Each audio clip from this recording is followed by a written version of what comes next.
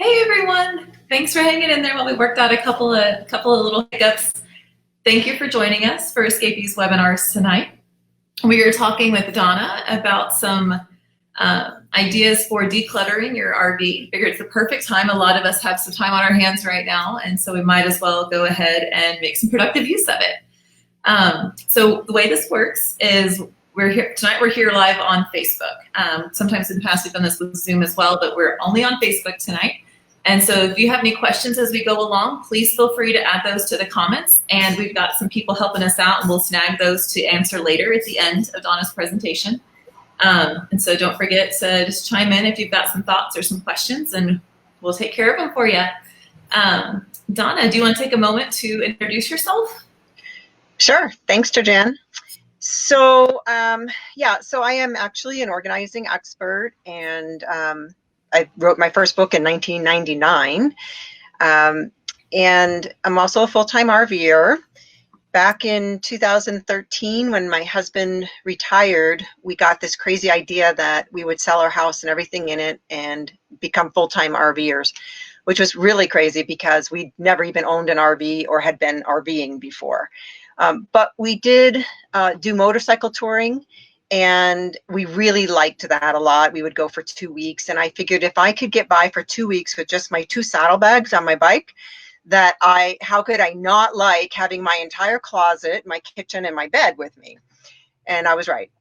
So anyway, one of the best things about selling everything and for this full-time RV life was that it gave us an opportunity to really free ourselves of all of the physical abundance that we had from our previous life. Because like everyone else, we had a lot of stuff that we thought was necessary and really wasn't. So we decided that we could either have this adventure or we could have the stuff, and that was an easy choice. In fact, we only took what could fit in the RV. We didn't put anything in storage because we didn't know if we'd ever be back. And we've not regretted letting it all go. I do love to tell people who ask what it's like to be a full-time RVer that we have everything we need and nothing we don't want. So that's a little bit about me. And so now I wanted to talk a little bit about you. I assume that because you're on this Escapees RV webinar that a lot of you may be full-time RVers, and if so, you're in luck because I get you. And if you're not, though, if you're a part-time RVer, recreational enthusiast, then you're in luck too, because a lot of what I'm going to share will help to simplify your life as well. So was there anything else, Georgianne, you want to say, or should I just get right into it? Yeah, thank you for taking a moment to introduce yourself. Just in case you have some people joining us just now, it's a quick reminder, we're here with Donna Smallin Kuper to talk about organizing and decluttering your RV, which is an awesome thing to take care of. It's easy to collect a lot of stuff in our small homes on wheels. If you have any questions as she goes along, you're welcome to add those to the chat here on Facebook, and we will address them at the end during a Q&A session. And so please feel free to go ahead and chime in as you go along, and we'll take care of everything at the end. Thank you so much, Donna. Go ahead and take it away. Okay, and before I do start, have a little PowerPoint. Let's see if I can get this in the picture. Okay, so we're going to give away a copy. This is the last book I wrote. It came out in 2014, I believe. And this is called Clear the Clutter, Find Happiness. And we're going to give away a copy of this at the end of the webinar. So the first person who can correctly answer a question from the presentation will be the one who gets this, and I'll have to get your mailing address so I can send it to you. So better take notes. Right, there you go. And stay on till the end. It might be the last thing I cover. All right, so I'm going to just load up my my presentation here.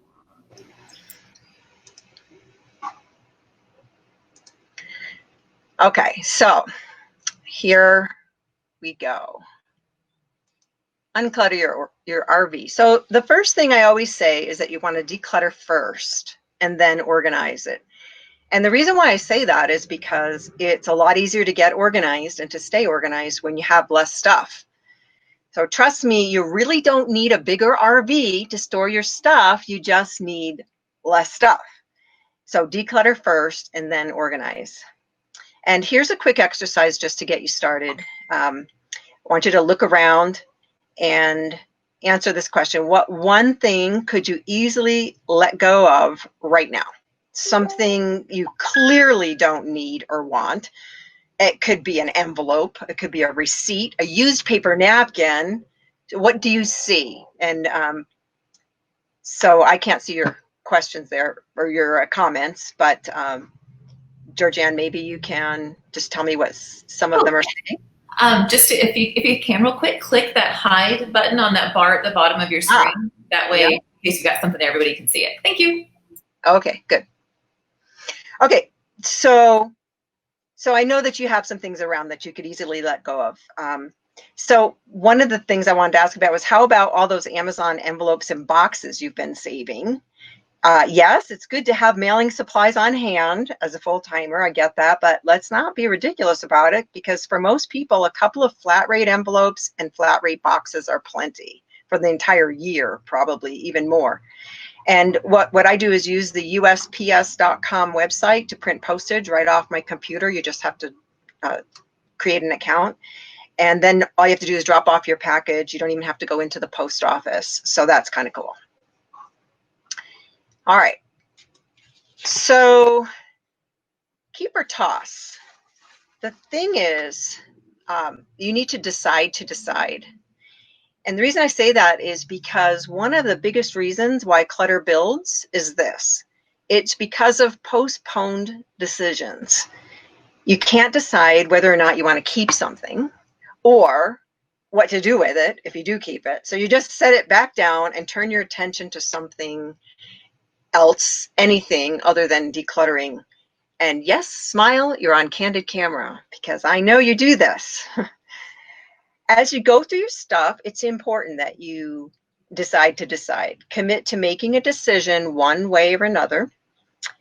Don't be like that squirrel that you see in the highway in front of you. Decide right now if you're going to keep something or let it go. Keep or toss. You can ask yourself, do we use this? Do we love it? And if no, give yourself permission to let it go. It's okay. Just say bye-bye. My favorite question to myself is this: would I buy this again today if I didn't have it? That rules out a lot of things, like clothes that don't fit. Of course, I would not buy clothes that are too small or too big, right? Things that don't work, of course, I wouldn't go out and buy something that doesn't work, and on and on. So that's a really good question to ask yourself. Now, if this is really hard for you, if you have a hard time letting go of things, then try this. Instead of trying to figure out what goes, start by figuring out what stays. What are the things you love and use? Gather them to you. Think of the things you couldn't live without. That's what's important to you right now at this point in your life. And here's a little tip. If you have to think about it, it's not that important to you, because you'll know immediately if there's something that you use or love or that's really important to you. So now the question becomes, once you have decided that you don't want this stuff, what do you do with it? Well, I love to turn clutter into cash. When we sold our home and everything in it 7 years ago, Craigslist became my best friend. We also had an estate sale, and so we got rid of everything that way. We donated in the end. But since then, since being on the road, I've sold a number of things that I thought we had to have, but as it turns out, we didn't. My go-to now for selling things is the OfferUp app. And if you have never used this, excuse me, if you've never used this, it's really easy. You just take photos of whatever it is that you want to sell. You write a description, you give it a title and a price. And my advice is the more descriptive you can be, the better. You know, why are you selling it? How much did you pay for it originally? You can even put in a link to if you bought it somewhere online so they can see, you know, lots of details.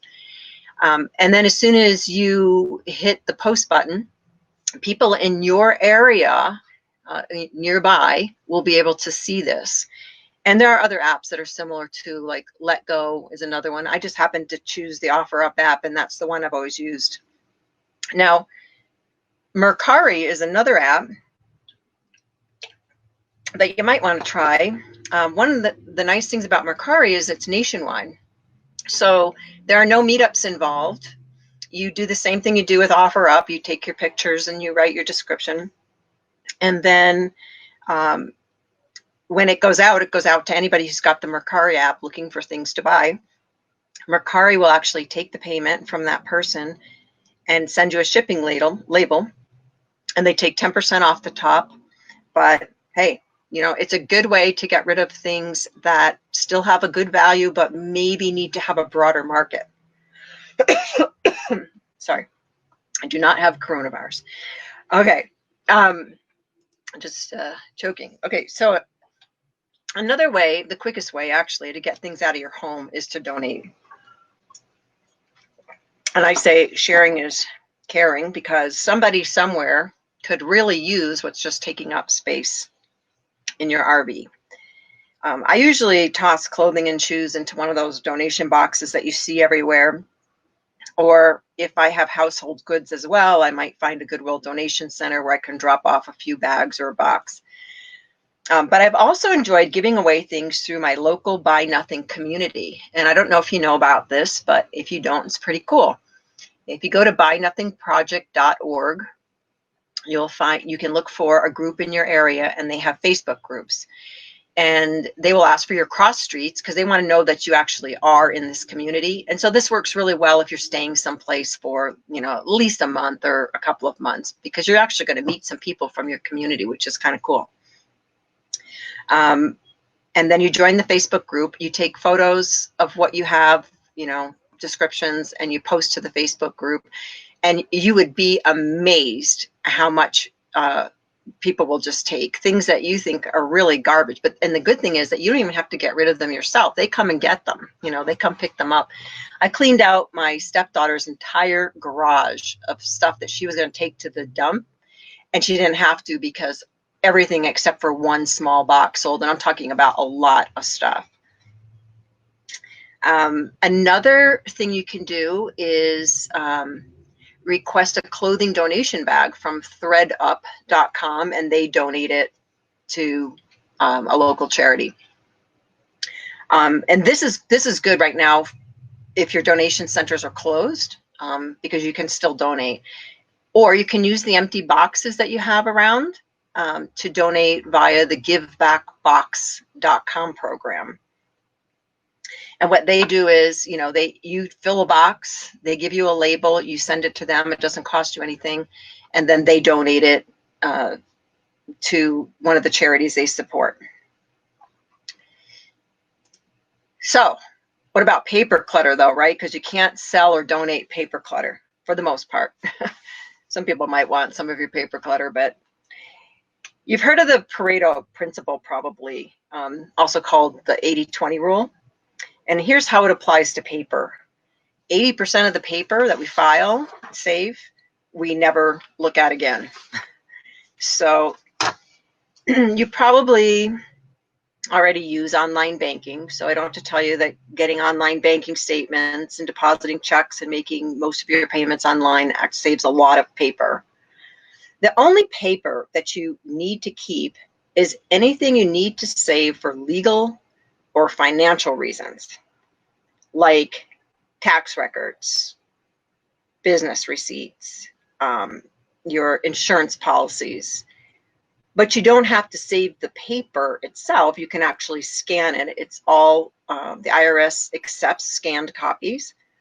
I scan all my receipts to the free version of the Shoeboxed app. It's Shoeboxed, Boxed.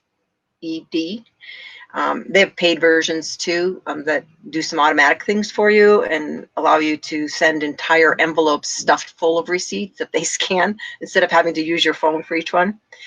And I have used that when we left our home, our bricks and sticks home. I did do that. I filled entire big envelopes full of paper, and I had I paid for the service. I think it was $99 for the whole month, but I sent them thousands and thousands of receipts that I didn't have to scan.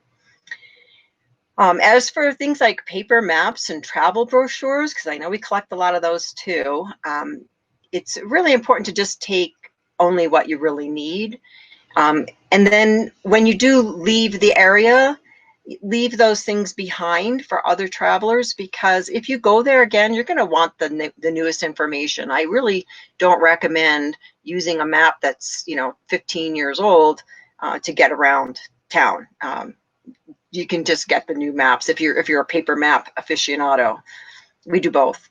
And if it's hard to part with, whether it's maps and travel brochures, or some other kind of paper, you can scan or photograph the info, just the info that you want to save, not the paper itself. Okay, so I'm going to give you 5 steps to organize your RV, because now you've decluttered it all. You only have what you really want, need, stuff you use and you love, right? So the first step is to store like with like. So gather like items so that you can see what you have. So like items could be, all your shoes. You might gather all your shoes and discover that you are holding on to this old pair of running shoes. You've, since bought 3 new pairs, but for some reason you're still holding on to the old pair because you think, maybe you could use them someday, to do some project that's messy. Or whatever. So gather all of these like items together, and it could be like in your pantry even, just gathering, all of the pastas together and grains and things like that, or your cleaning supplies. I would say books is another thing, but a lot of us don't have books on the road so much, but you get the idea. And what you're going to see when you gather all the like items is that if you have too many of one category, it's really going to stand out. And maybe you don't even have room for all of these things. So you're going to use the amount of space you have to determine how much of a category you keep. So you'll pare down to what you really need. And when you need to find a home for something, you just keep all the like things together. That way you'll know right where to find it. Like, for instance, we have a box full of glues. I don't know what it is about full-time RVing, but it seems like we need a lot of glue for everything. So we have a box full of glue. Okay, the next step is to containerize. And what I used when we left our home, and I still use today, are these clear plastic shoe boxes. I used to store my shoes in them on a shelf in the closet, and they were stacked. But I repurposed them when we hit the road. I like them because they're small and stackable. I think I even bought like a set of 24 or something at the time. But I use them, for instance, under the bathroom sink to store first aid supplies. There's one box for that and another box for different items. In the pantry, I kind of broke down. Well, we don't have a pantry. We have cupboards that I use as pantries. And I had always had my eye on those OXO pop top canisters, and I finally decided to go for it. I think I had a gift certificate for the Container Store or something. And you know what? They really do save a lot of space, and I love them. So I think I bought two whole sets of the pop top canisters. And you can also, at the end of this webinar, there's a link to a blog post that I wrote with photos of my closet. And in there, you'll see that I have open fabric cube boxes in the closet. So those are containers as well. I have one for scarves and belts, one for bathing suits, but you can use for whatever you need. And you can think of drawers as containers too. Like you might have a whole drawer that's just socks, or an underwear drawer, or a junk drawer. And yes, it's okay to have a junk drawer. We still have one, because sometimes there are just things that just don't have a real home anywhere else. And so you just know that if you're looking for something like that, it's probably in the junk drawer. But it does help to organize your junk drawer as well. And so the more you can organize these containers, the better. I mean, just actually putting things physically together, like things together in a container, will go a long way. You know, I have all my socks in one drawer, all underwear is in another drawer, and you know what? It doesn't even have to be folded because it's a drawer that's full of socks. If I need socks, I'll find two that match and I'll put them on, you know. I like to joke that I think life is too short for folding underwear. The next thing is, this is really important. Consider frequency of use. So what you want to do is keep frequently used items accessible and near to where you're going to use them. And there's this one thing you can do. It's a little exercise called hot, warm, and cold. And it's based on how often you need to access an item. So something that's hot is something that you use all the time. So that you should have very close at hand. It should be very easy to get to. If I have something like tax returns, well, those are kind of cold. I might look at them once a year when I go to do my taxes next year, but for the most part, I really don't need to have those anywhere close. So I might put them underneath the motorhome. In fact, I do. And they're in a bin, and it's pain in the neck to get into that bin and open up the box, but I only have to do it once a year. And then there's things in the middle that are just kind of warm, you know, that you don't need to have them super close to you, and they don't need to be far away, but somewhere in the middle. Like I have a couple of standing mesh metal baskets on the floor in front of my passenger seat, which is my office, under the laptop table. And I keep my essential work stuff there. That's hot stuff. I even have, you know, stapler and pens and things like that I need to, I can just reach down and grab those things. And in a cabinet, store things that you use often in the front and things you use rarely in the back. Again, when you don't need to access something very often, all right, so you're gonna have to get down on your hands and knees and dig through to the back, but that's okay because you only do it once a year maybe, or twice a year. And the same goes for underneath your RV. Choose the most easily accessible bins, storage bins, to store the things that you access frequently. And here's just a picture of our easiest to get to bin. It's right outside the door. And I organized all of our stuff into categories and in the bins. And this has just worked out phenomenally. I've only had this for a couple of years, but I'm going to talk a little bit more now about the bins, because the fourth thing you want to make sure you do is maximize vertical storage. And I can't tell you how often I see somebody open up a basement bin in an RV park, and what I see is some kind of box. It's open on top and things are sticking out of the box. And then all the space above the top of that box to the top of the basement bin is empty. And I think, oh, look at all that wasted space. So what I did when I decided what it was I wanted to store in that basement bin, I measured it front to back, top to bottom, and then I looked at all the choices I had for plastic bins and chose the ones that were going to really maximize that space. So we have a lot of stuff in those boxes that we use frequently. Inside the motorhome, try to use wall space as well. And so 3M command adhesive hooks are awesome for hanging things like a frequently worn sweatshirt or jacket or robe or purse.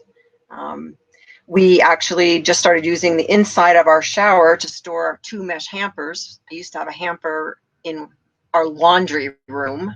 You know, I'm talking about the closet with the washer combo, the combo washer dryer in it. And I had a shelf and a basket on top that was our hamper, but I wanted that extra space for storing extra cupboard, like pantry items. So we just bought 2 pop-up mesh hampers and we store them in the shower now. And I actually went out and got that, it's like a contact paper, so you can't see through the glass in the shower, so you really can't see the hampers inside. And the bonus there is that you also can't see when the glass is dirty on the shower. I've also seen people hanging shoe bag organizers or cutting them down to size, and then they hang them around the side of the bed or just inside the entrance for storing shoes. So that's kind of a neat idea. I've always wanted to try that, but I actually don't really need, I have extra stored space. And the fifth thing is to label everything. You noticed that on those bins, I had some labels. I had a Brother P Touch labeler, something I paid $20 for when we left the house, and I've used it many times on the road. Bigger labels would actually be even better, but the important thing is to just label everything. Okay, well, maybe not everything if you're looking at that cartoon. And here are 3 tips for staying organized in your RV. One is, and you've heard this a million times, you need to have a home for everything so that everything can be put in its place. And before you set something down, ask yourself, is this where it belongs? And if you don't have a place where it belongs, well, then it's officially homeless and you need to find a place for it, a home for it. And that's like number one thing, is that everything needs to have a home, and then everything should be put back in its home when you're done. The second tip has to do with what's called the 1 in, 1 out rule. Now, in my closet, I have a set number of hangers. So if I buy something and I don't have a hanger for it, well, something has to go. Or I can take it off a hanger and put it in a drawer. But mostly, if I buy something new, it's to replace something, or I just use that as my cue to let something go. And it doesn't have to be the exact same item, but it's just a cue to you that when you bring one thing in, send one thing out.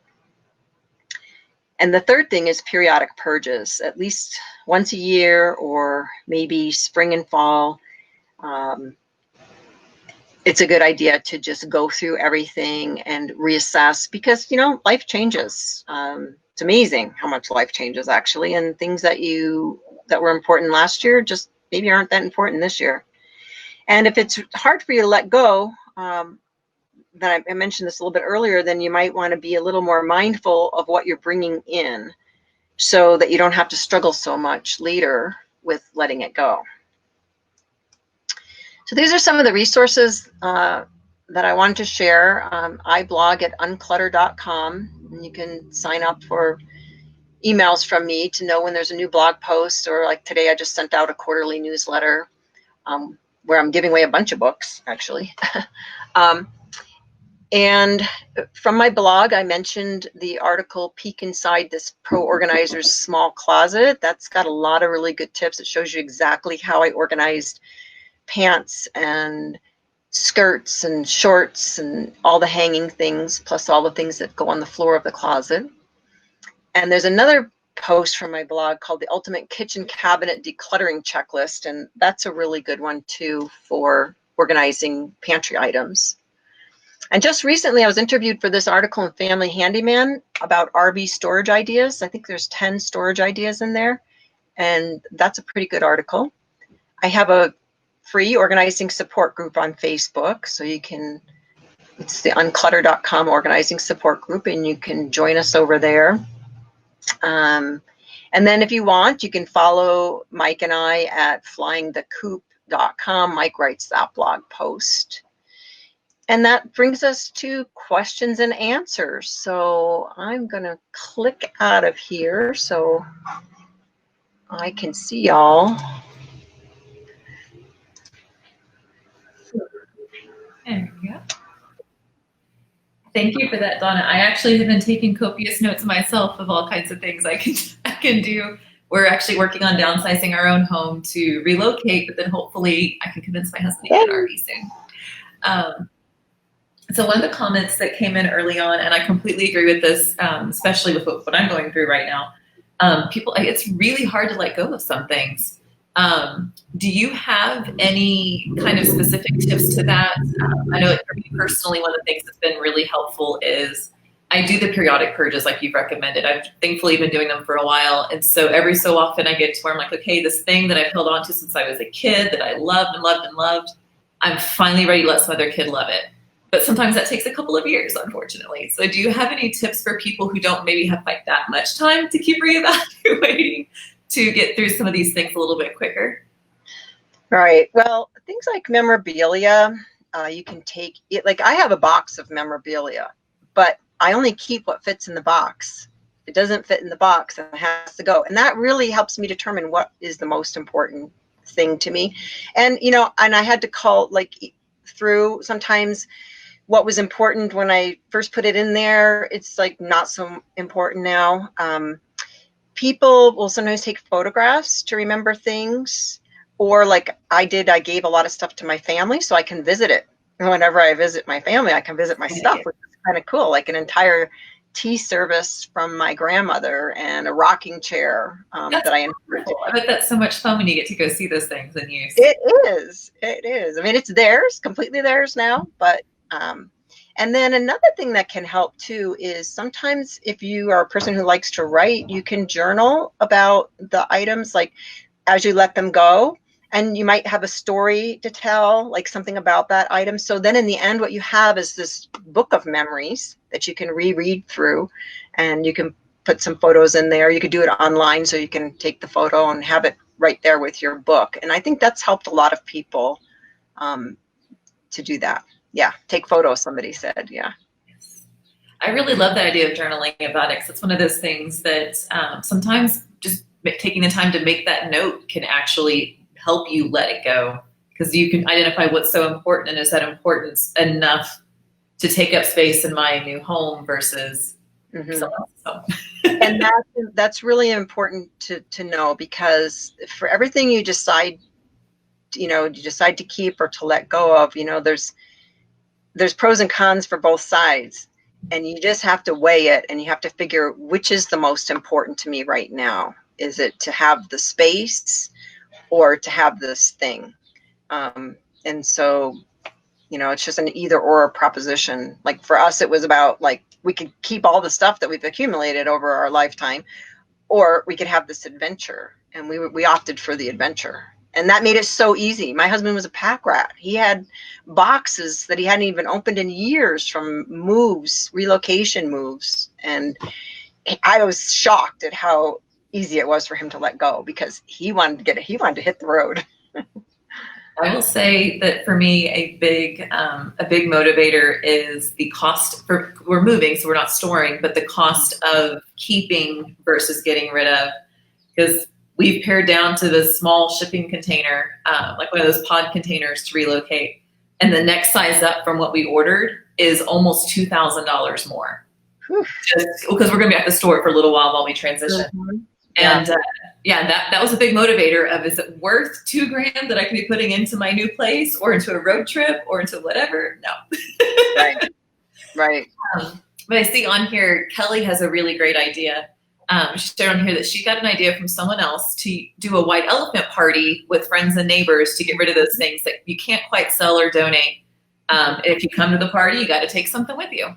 Yes, I've seen that. That's a fun thing to do, actually. Yes, and then your friends have these cool things from you that they can hang on to. So when it's like you said with your family heirlooms, that when you see your friends again, they've got that little bit of something from you still. That's right. That's right. Terry has a great comment too, that she likes to get rid of stuff that hasn't been used, but her husband is the other way and always thinks that they might just need it sometime. How would you convince someone to not hang on to that maybe if sometime down the road mentality? Well, you have to have the conversation, I guess, about, well, where are we going to store it? Do we have a space for it? Because, if you have a space for it, you have a home for it, well, then you could keep it. But the problem with that is that you keep one thing, and then you keep another thing, and then you keep another thing, and now you're overrun. And also, some people have different, like I have a very low tolerance for clutter. I don't like anything left out. My husband doesn't even see it. If he trips over something, he might notice, but we're very different in how we look at things.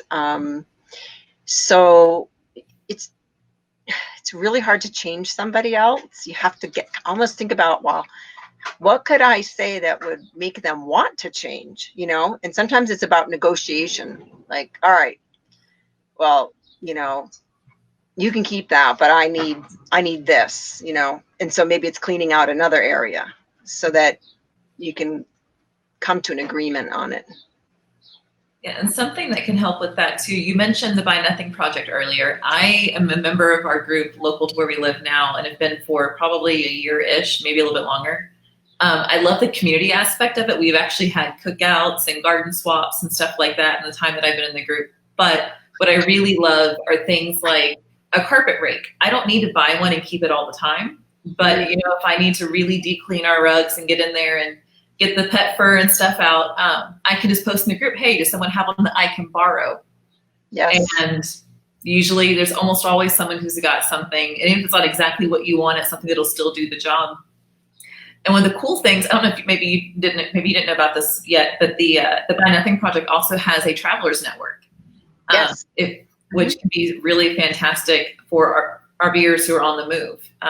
That way it's okay to hop in and out of groups, or you can post in that group when you are in a specific area, because they do, for the sake of security of members, they tend to not want you to join and leave all over the country. But that travelers network group is designed specifically for that, understanding that people are in places short periods of time.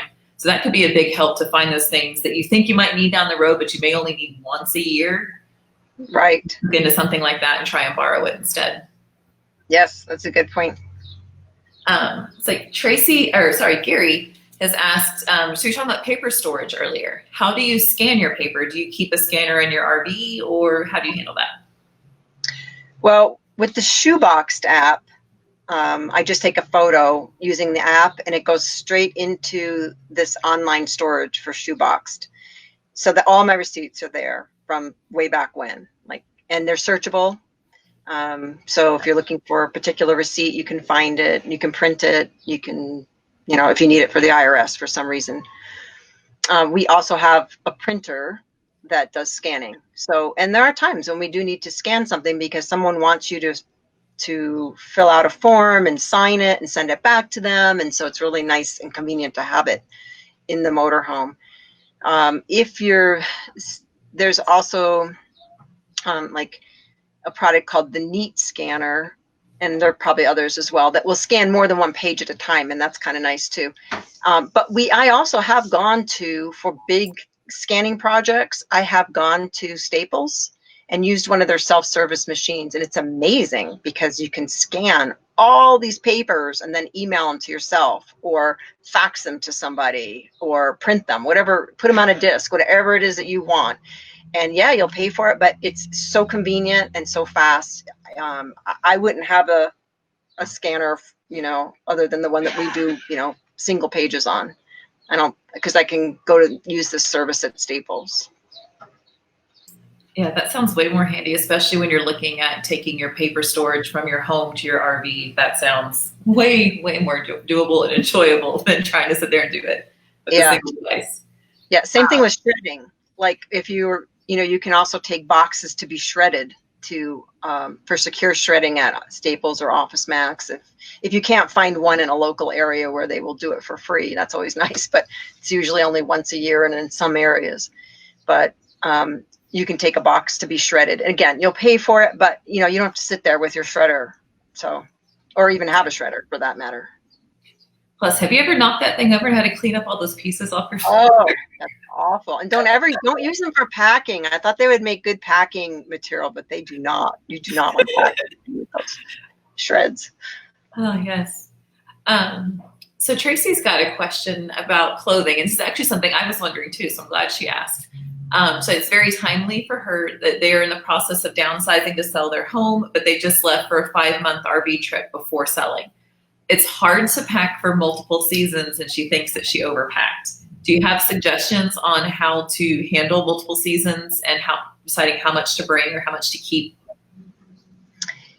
Yeah, so, I went through my closets a few times, and I thought I did really good the first time, but nope, I had to go through again.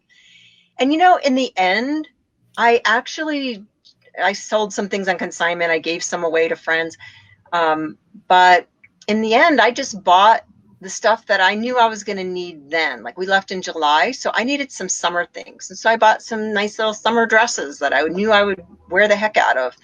And I ended up getting rid of almost everything because I will often go to consignment stores. And so I can pick things up pretty inexpensively if I need something at that time. And then for the next season, I might not want that, and I can just take it to a consignment store again or donate it and then buy something new for not very much money. And I will say that for me, when I don't spend a lot of money on clothing, but I also feel like I got a good buy because I'm getting a good quality item, for instance, for less money. But it's easier for me to let go of than if I had spent, $200 on a dress or something. Then I'm like, oh, I'm gonna have to try to sell this or something because I spent all this money. Of course, we make it really easy. We just stay in the summer seasons, so we just that makes sense. Yeah, but I do have some clothing, and then what I do is I put the warmer clothes in storage. We have an IKEA sofa in our motorhome, and it has storage underneath.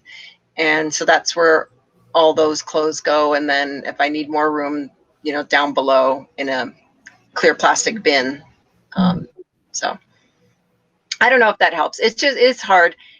You always need less than you think you do, though. That's bottom line. Oh, yeah. I just for us, like, we've actually started packing 3 months ago because we stayed moving and selling long before all this pandemic started, but it's thrown a kink in our plans a bit. And yeah, I've had basically a capsule wardrobe since then. I'm like, why do I have those 4 boxes of clothes in the garage anymore? Yeah. But it is tough. I'm pretty tall and have long arms and legs. So I think one of my hiccups will always be it's tough to find clothes I love that I get a good deal on. And so once I get them, I don't want to get rid of them. But there's some that, there's some that it's time to let them go. Let someone else enjoy them. And you mentioned the capsule wardrobe, and that's really important, or that's a good point. Having things that you just a certain number of things that can be mixed and matched and worn on all different occasions, but also just finding your style is really important. Like if you're really just a casual person and you spend your days hiking and walking, whatever, you're going to have a different kind of wardrobe than somebody who's going to the office every day. I saved some office clothes in the beginning because I thought, well, if I have to fly to New York or something, I'll want to have this. And then I realized that no, if I have to fly to New York, I'm going to buy something new because I'm going to New York. You can't go to New York City with your old clothes. You got to have something new. So anyway, I was able to get rid of all the business clothes, including all the high-heeled shoes, which I can't wear anymore. So still thinking about closet stuff. I know RV closets can be tricky because you might have your hanging section here, but then you have drawers on the other side of the room to put other stuff in, and you might have storage under your bed or in your bathroom for your shoes. And because there's not a ton of space in an RV closet, do you have some tips for, I believe you said you had a blog post on it as well. Do you have some tips for making the most of that small RV space? Like maybe like folding tricks or whatever hangers that you would recommend or anything like that, the things that help you maximize that space? Yeah, well, definitely the hangers. I use four-tiered pant hangers. So I can hang 4 pair of pants on one hanger, and I have 2 of those. And then I use cascading hangers so that I can hang skirts for like play pickleball, and shorts, they go there too. And so they just kind of hang down. So you're really making use of all that vertical space. And then you can put two pair on a clip if you need to. And then I use all the same size hangers, and the type I use are very thin, and they have swivel tops to them. And I love the swivel top because no matter how you put the item onto the hanger, you can swivel the top and hang them so they're all facing in the same direction, which I like, but I know how beautiful that can be. It's very nice. But as far as like where to store things, again, it comes back to that accessibility. How frequently do you need to use it? like, I do have a couple of pair of shoes that I'm only going to wear if I'm getting dressed up. And so they're like harder to get to in my shoe box. I have a shoe bin.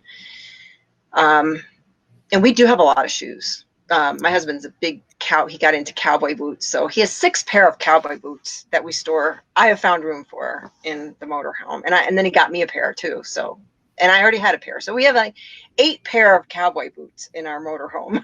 Where there's a will, there's a way. Let me just say.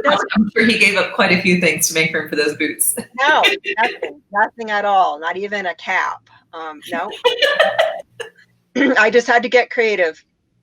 But rolling, like t-shirts can be rolled, like exercise clothing, stuff that doesn't wrinkle. Rolling seems to save a lot of space in a drawer. And I know like Marie Kondo has her way of folding things. It's just too fussy for me. I can't be bothered. Like I said, I don't even fold my underwear. I just put them all in the same drawer. So, and I do kind of put my socks together, but but I just throw them in the drawer. There's nothing neat about it. They're just thrown in there because it's important to make it easy to put things away. It's okay if it's a little bit harder to get them out, but if you want things to get put away, make it really easy. And that's why I throw them into the drawer. Or if I have an open bin, I just throw stuff in the fabric bins in my my closet, because I know everything in that bin, it all goes together. Like they're all bathing suits. So if I want a bathing suit, I just need to grab the bin. I'll find the bathing suit I'm looking for. That's a really, really good point, that it's more important to be easy to put something away than it is to get it back out. I think I always put it in reverse, thinking about, I want ease of access, but then ease of access doesn't necessarily mean it's easy to put it away too. So that's thank you. I think I'm gonna take that philosophy away with me. Good. We have a question from Catherine, still talking about storage stuff. What about towels and bed linens? Yeah, so we have 2 sets of sheets, 2 full sets of sheets, and 2 sets of towels, and we have washer and dryer on board. So that's more than enough. I mean, if I wanted to, I could get by with 1 set of sheets. I would just have to take them off the bed, wash them, and put them back on, which would save the folding, which is kind of nice. And sometimes I do. But I like having, yeah, especially those fitted sheets. So having 2 is nice because I don't have the pressure of having to get them all washed, especially with the combo washer and dryer where you can only do, 1 queen size flat sheet and 1 pillowcase at a time. And so that seems to work out fine for us. And we have a drawer under the bed. It's we have 2 drawers under the bed, very long drawers. And so I chose one of them for the linens, and it's perfect size. That's a good idea. And I see Christine's offered a couple of tips using the inside of every door, but I really like this. Extra blankets are laid out under sofa cushions. Yeah, sure. That's really smart. Yeah. I had a question and it completely skipped my mind. So I hear some people thinking this is more aimed at house storage versus in an RV, but I hear some people say like, oh, using containers just takes up a lot of room. Because I mean, they are boxy, they're easy to store, but they do take up space for the container itself. And so, like, what do you think about that? Like, especially when you're talking about some of those awkward storage places, like the bays underneath, where you've got to pull everything out to get to stuff and that sort of thing. It seems like containers make it easier to keep things organized. But what about if you're really, really tight on space and maybe those containers take up a lot of space?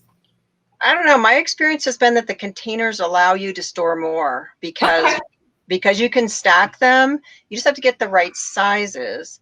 And then it's so important for an RV because, like you say, you have to get underneath and pull things out. And if you just have things loose in there, it's just, they fall over. And especially inside the motorhome when you're going, or, for us, going down the road, gosh, it's like an earthquake on wheels. Oh my gosh. And so if things were just, loose, they would be all over. And what I like about the containers too is that if I want something, I just have to grab that box that I know has that stuff in it and then get it out. And when I'm done, put it back away and put the box away. So, but even in a home, I really do think that, like, I was using the shoe boxes to store my shoes stacked on top of a shelf in the closet. And yes, it was kind of hard to get the one way up on top. I had a little step stool, but the one way up on top is not the one that I was using all the time. So anyway, I think they do save space. And don't forget too, like if you have suitcases, in which, you know, a lot of us travel, like not just road travel, we might go someplace and need a suitcase. So you can fill your suitcases too. But of course, when you need your suitcase, you have to put the other stuff somewhere else, but you can just bag it, you know, and put it in a trash bag. And then when you come back, it can all go back inside your suitcase. And that's a good place for, well, it could be a good place for out of season clothing, but I would recommend that you do put it in some kind of zippered plastic bag, because it does get dusty down below and dirty. So if you just had it in a suitcase, it would be getting dirty. That's a good point. Cheryl shares a good idea. Like, it is really important to have the right size containers, but once you have the size you need, they're great. And then Corinza shares this fun tip. She said they pulled their RV into a container store parking lot, and they let them take containers out into the RV to try and see what would fit the best. That's awesome. Yay!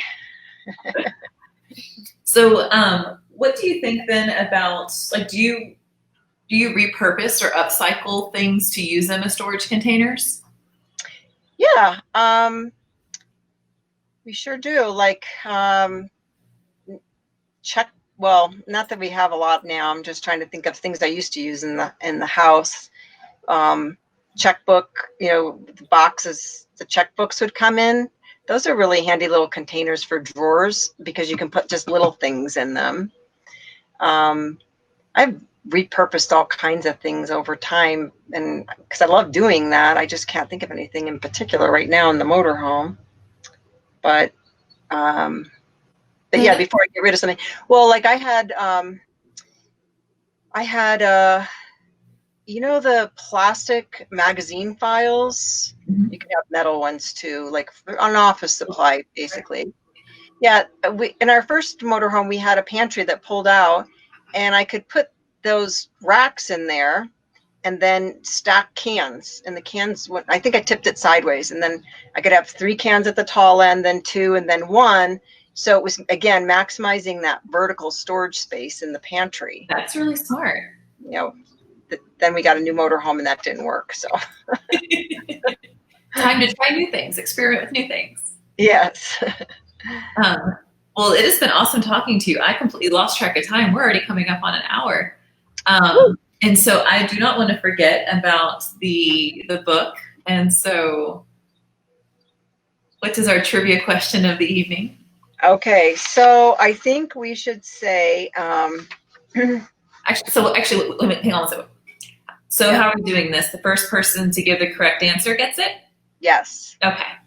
All right. Make sure that our helpers are watching. Okay. So what is an app that you can use to scan your receipts? An app that you can use to scan your receipts. I really love your suggestion of that. I'm going to have to take a look at that. We've done a pretty good job of keeping track of our paper and keeping it under control, but it's a never-ending thing. You can get your stuff pared down to one file box, and then in a matter of weeks, have it plenty more to deal with. So, right, so far we've got shoebox, lots of shoeboxes. Oh. Is that the correct answer? Let's see. Well, that's a little tricky to answer, because shoe boxes? No. Well, I'm sorry. I said that wrong. I mean, I said that as in there are lots of people saying shoebox. Oh, yeah. Shoeboxed. So who said it first? It looks like Gary Moore said it first. Well, Gary, you're going to have to let me know what your mailing address is. I don't know how to handle that part, but you can email Donna at unclutter.com and send me your mailing address, and I'll get this book out to you. Yeah, and definitely. And if for some reason it's easier for you, Gary, you can send it as a message to our Escapees Facebook page and we'll make sure that Donna gets it. So whichever one works easiest for you. That's exciting. Thank you for sharing copies of your book, or a copy of your book, with us. Did I hear you say earlier that you're giving out some more in your newsletter list? Oh yeah, I just sent out my newsletter today, so it's too late to get it now. But I had some books that other authors have sent to me to review, and then I had them and I didn't want them anymore. You know, I was decluttering. So here you go. It's perfect. Sharing the love. I know. So right now, you know, anybody who got the newsletter, who was already signed up for my list, got this chance to win a book. And I'm trying to figure out how to give away a book on my website, but I just, you know, I don't work full time. I'm really semi-retired. I do some writing, but you know, mostly I just want to have fun. I hate when I have too many deadlines. Well, if people want to keep up with you, so would you mind sharing with us your website again and the different ways that people can keep learning from you? Sure. So unclutter.com is where you can sign up to get emails from me, like the quarterly newsletter, or sometimes I will just shoot an email out because I see something really cool. And I also send out an email to when I have a new blog post. So unclutter.com. And then on Facebook, there's unclutter.com organizing support group, and we have over 5,000 members. Not that many are active every day, but we organizing going on. Yeah, we try to help each other out. It's great. I say it's the best group on Facebook because people are so supportive and nice. It's non-judgmental. It's a great group. So those would be two of my top suggestions. Okay. And also for those of you who maybe only caught part of this or who want to rewatch it, we'll have this broadcast up on our Facebook page, on Escapees Facebook page, and also be adding it to our YouTube channel in the next couple of days. And so if you want to take another look, you're welcome to take advantage of that in either place. We've got a couple of people who are interested in getting a copy of your slides. Is that something that we can make available on our website or with the video? Sure, absolutely. Awesome. Yeah. So those of you asking, we will have that up as well. And we'll add a comment or edit the video whenever we get that information up online so that you easily just see where to find it. All right. Well, is there any other tips or anything like that you'd like to share with us tonight? I think that's probably about it. The other thing I can tell you is that, when you make physical space, you actually, you kind of unclutter your brain too, and it gives you more space to think and to be creative, and all that's really important. So basically it frees up not just space, but also time and money for doing the things that you really love with the people that you love and the places that you love. Yes, I completely agree with that. Thank you so much again, Donna, for sharing your evening with us and all of this information. I'm seeing lots of thank yous and great information, and learned lots of new things in the comments. So I am not alone. Thank you so much for your time and for this information. And I look forward to maybe chatting with you again before too long and see what else we could help out with. Okay, great. Thank you very much for having me. Oh, yes, sorry. Thank you all for joining us, and I hope you'll have a great evening.